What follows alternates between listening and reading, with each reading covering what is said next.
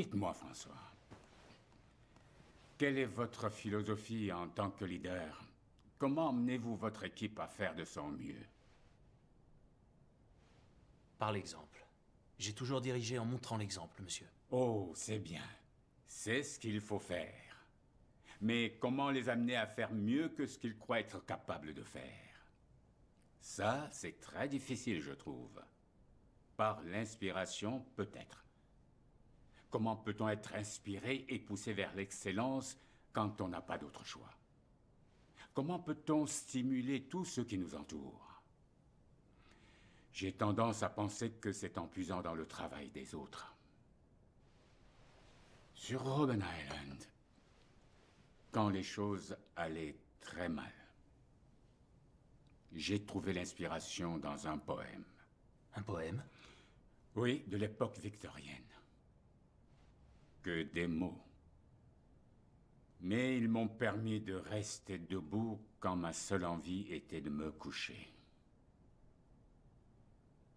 Mais vous n'avez pas fait tout ce chemin pour entendre un vieil homme tenir des propos qui n'ont pas grand sens. Non, au contraire, monsieur le président. Ça a beaucoup de sens pour moi. Le jour d'un grand match international, dans le car qui nous conduit au stade, personne ne parle. Ah oui. Tous les joueurs se préparent. Oui. Mais quand je nous estime prêts, je demande au chauffeur de mettre une chanson. Une que j'ai choisie, que l'on connaît tous. On écoute les paroles tous ensemble. Et ça nous aide. Je me souviens lorsque j'ai été invité en 92 aux Jeux Olympiques de Barcelone. Tous les spectateurs dans le stade m'ont salué avec un chant. À l'époque, l'avenir, notre avenir, semblait très sombre. Mais écouter ce chant, avec les voix de milliers de personnes venues du monde entier, m'a rendu fier d'être sud-africain. Cela m'a donné l'envie de rentrer chez moi et mieux faire. Cela m'a permis d'exiger beaucoup plus de moi-même.